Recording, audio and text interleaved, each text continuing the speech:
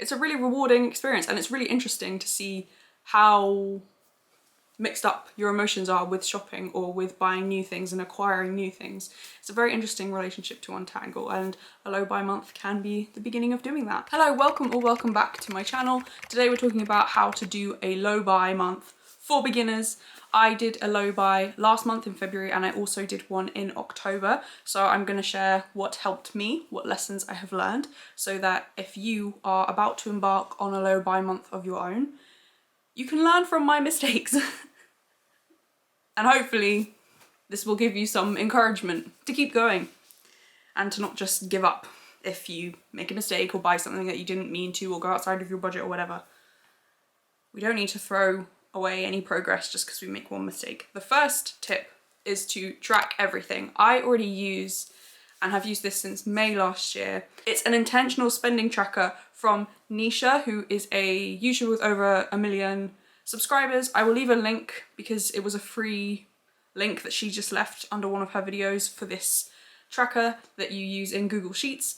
It's very, very easy to use, very helpful. I really enjoy using it, and it has helped me a lot to highlight different areas of spending, and you know, it just helps to pay attention to what you're actually buying. So you could maybe, if this is the first time you're thinking of doing a low buy, you could say that you're going to have a bit of an experiment month, or just like an observation month where you just track everything meticulously. You try and be more intentional about what you're buying, or at least be mindful of, oh, I'm about to make an impulse purchase here. Do I actually need this thing? No, but I'm buying it. Interesting. Just becoming more aware of your shopping habits. You could do that instead of trying to set yourself all of these goals or these harsh rules for a low buy, which might not work, and then you might feel bad. So like, it depends what kind of person you are. If you are willing to adapt on the go, or if you want to try first to just observe for a month and then officially start your low buy next month, when you can go in there confidently and be like, I know that I will spend this much on books, or I know I buy a lot of makeup on impulse or a lot of skincare on impulse, so I need to pay attention especially to those areas. Once you have either done your experiment month, or if you're just looking back over what you've bought, if you're already tracking everything you buy, look at what your most bought categories are in things that you would want to cut down your spending on. Because obviously if you're buying food or you're buying skincare that's necessary, let's say like your moisturizer run out and you want to replace it, I think that's probably fine. But if you're just impulse buying, you know, a new lip balm or a new body spray when you don't really need it, pay attention to what you are buying. So I've written down some categories here. Could it be books, makeup, skincare, shoes, jumpers, fancy socks or like colourful socks, vinyl? You know you best. For me, it's vinyl for sure, and maybe also ice cream.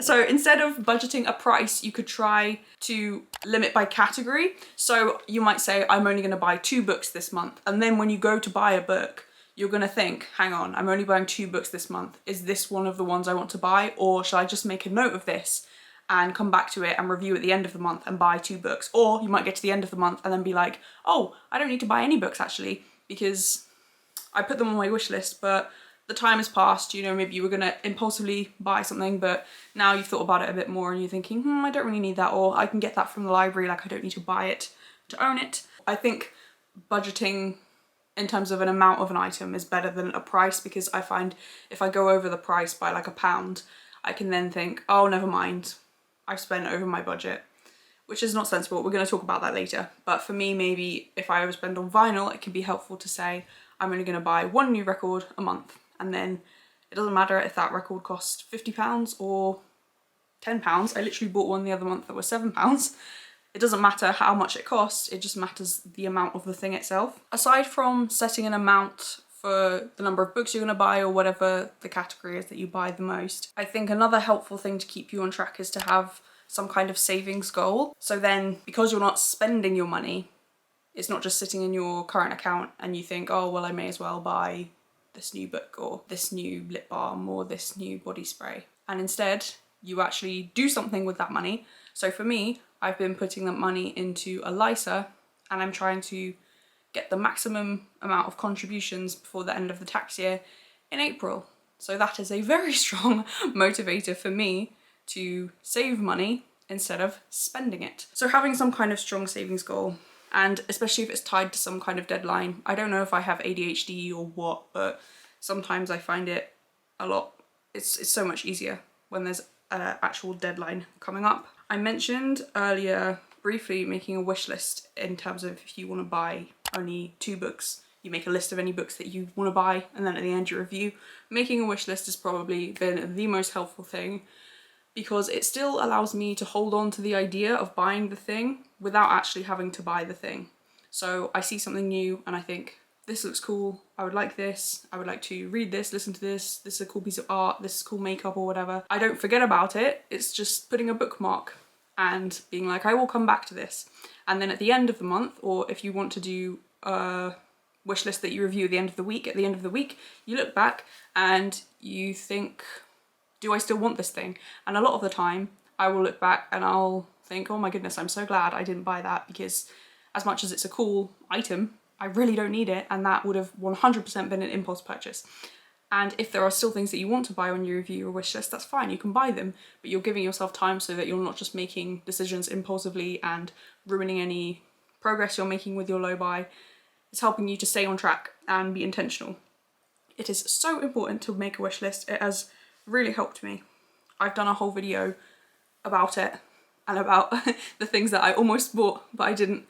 So I will leave that if you want to check that out. I think another important thing to stay on track with your low buy is to allow yourself to make mistakes, and don't throw all caution to the wind if you do. And that's really easy to do, especially if this is a new thing and we're trying to change our shopping habits.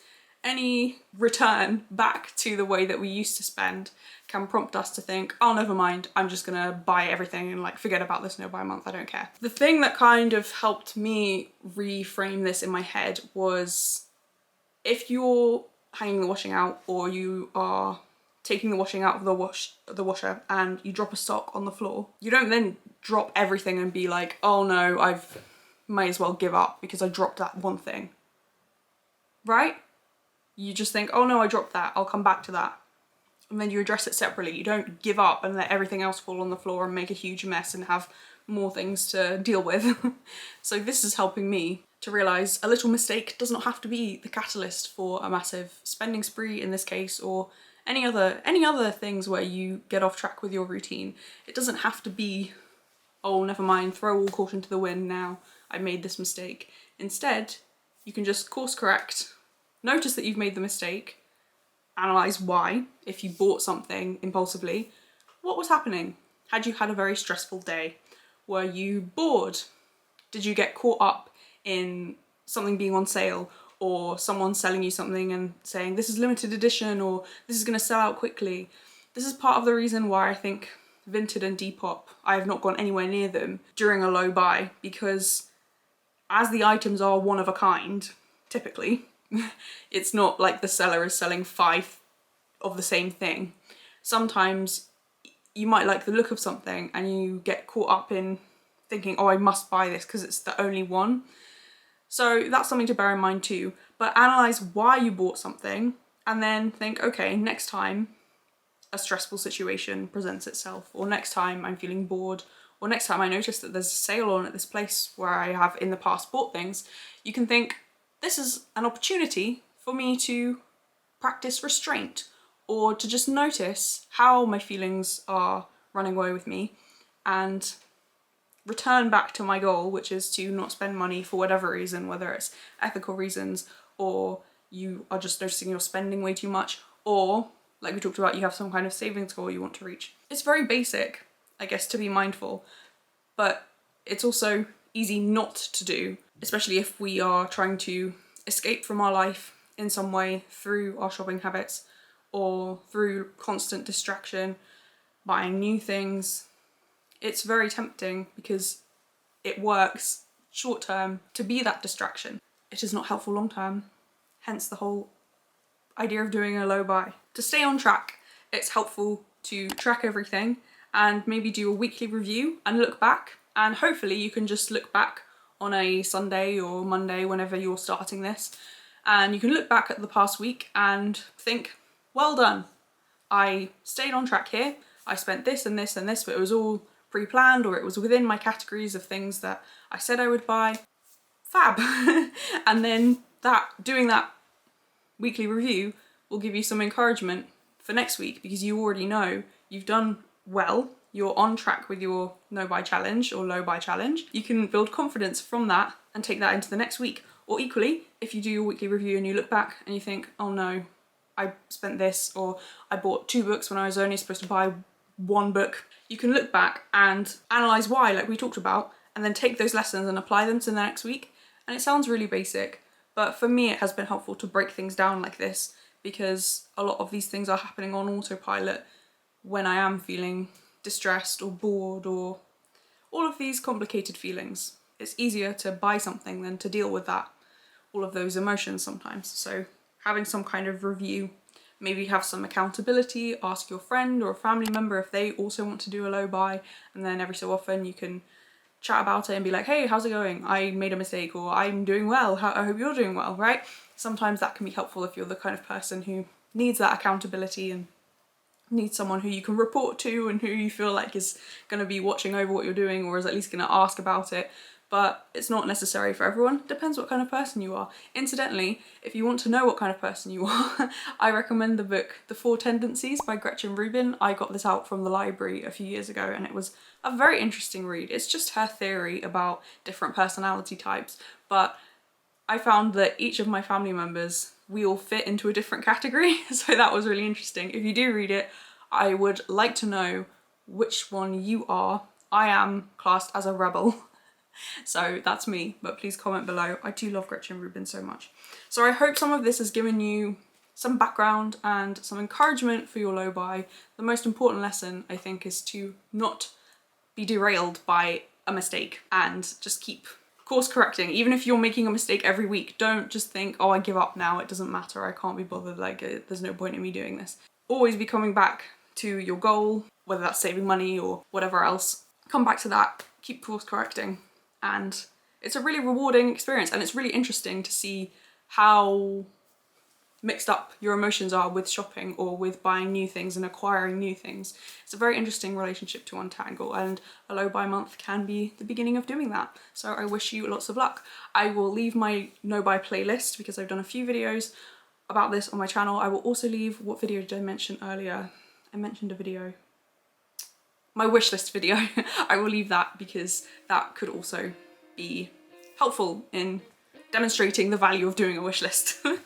God bless, thank you so much for watching, and I will see you in the next one.